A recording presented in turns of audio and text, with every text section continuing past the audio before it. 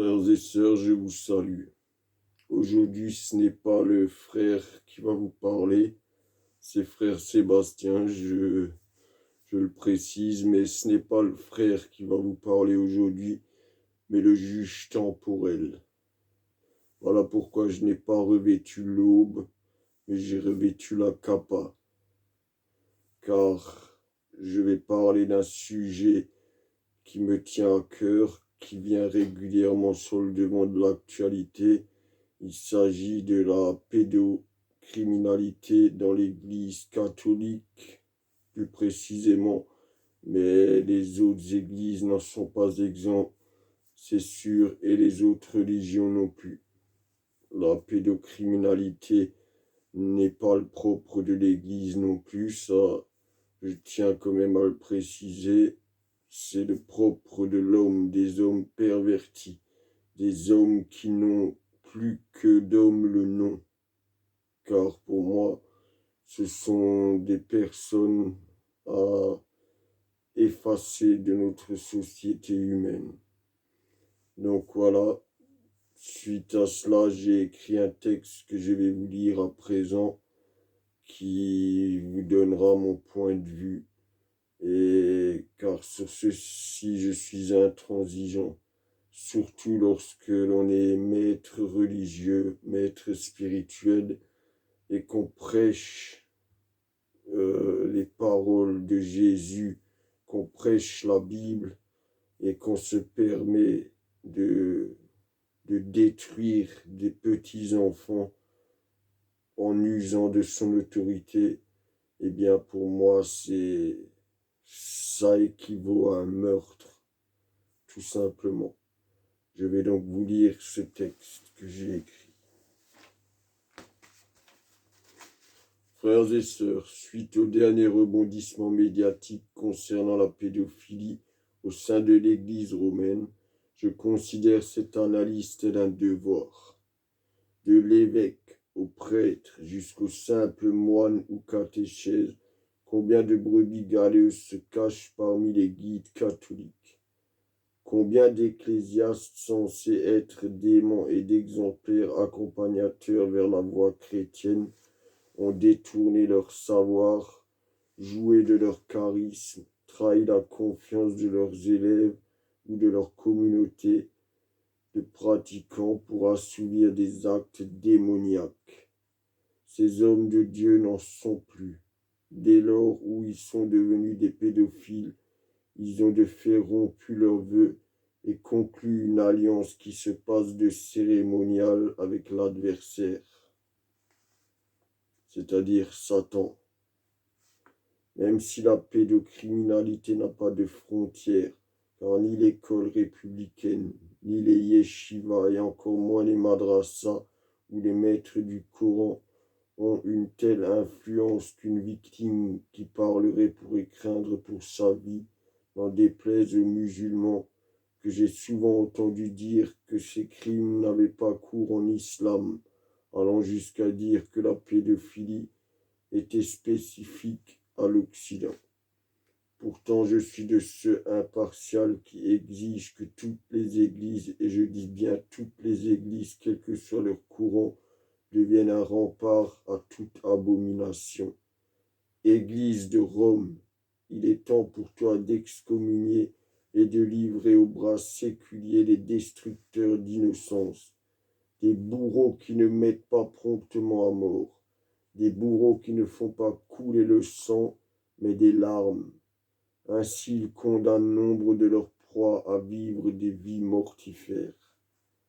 Un dirigeant du clergé a déclaré que les lois de l'Église prévalaient sur celles de la République. Toi, dont l'évêque, dont je n'ai retenu le nom d'ailleurs, mérites-tu même qu'on s'en souvienne?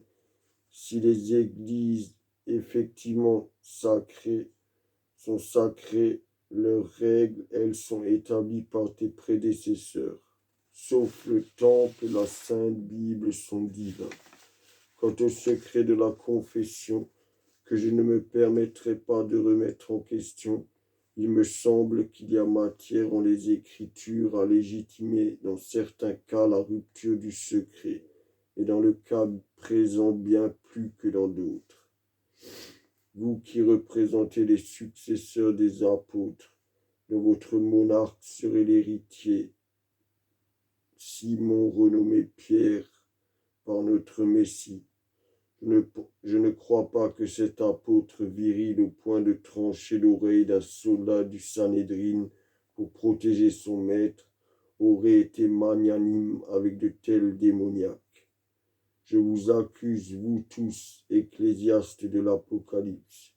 Oui, toi l'évêque qui a couvert du secret des ignobles portant l'aube, en les affectant à d'autres paroisses dans le seul espoir que tombent dans l'oubli des blessures qui marquent l'âme. Vous, ceux qui ne portez de prêtre que l'étiquette, vous étant congratuellement absous dans le secret du confessionnal, vous tout simplement qui avez absous et noyé dans le silence de telles abominations, viendra comme pour nous tous le temps d'être absous ou non par le Très-Haut. Mais votre péché est grand, n'en doutez pas. Notre prophète n'a-t-il pas dit, ce que vous faites au plus petit d'entre vous, c'est à moi que vous le faites. Avant cela, Dieu n'a-t-il pas châtié Sodome et Gomorrhe pour les mêmes perversions que les vôtres? Le fait que vous portiez l'aube et être des piliers du christianisme vous rend d'autant plus coupables. Quant à mes frères qui ont eu de telles damnées à la confession, Jésus n'a-t-il pas dit aux apôtres, à qui vous ôterez ses péchés, ils lui seront ôtés. À qui vous remettrez ses péchés, ils lui seront remis. Quels apôtres êtes-vous donc pour absoudre des religieux criminels? Il n'est pas question de simple faiblesse d'abstinence, il est question de violer des enfants. C'est une place pour la potence qui fait défaut au Vatican. J'étranglerai un prêtre pédo avec son propre chapelet. À défaut de la mort, c'est dans la plus petite cellule que ces abominables doivent expirer et expier. Voilà. Sur ce, frères et sœurs, je vous laisse cette vidéo à votre appréciation. Et j'estime que la pédophilie mérite la mort. Et lorsqu'il s'agit d'un ecclésiaste, encore plus. Le fait de l'excommunier n'est rien. Le fait de l'envoyer en prison n'est rien. C'est la mort que méritent ces gens-là.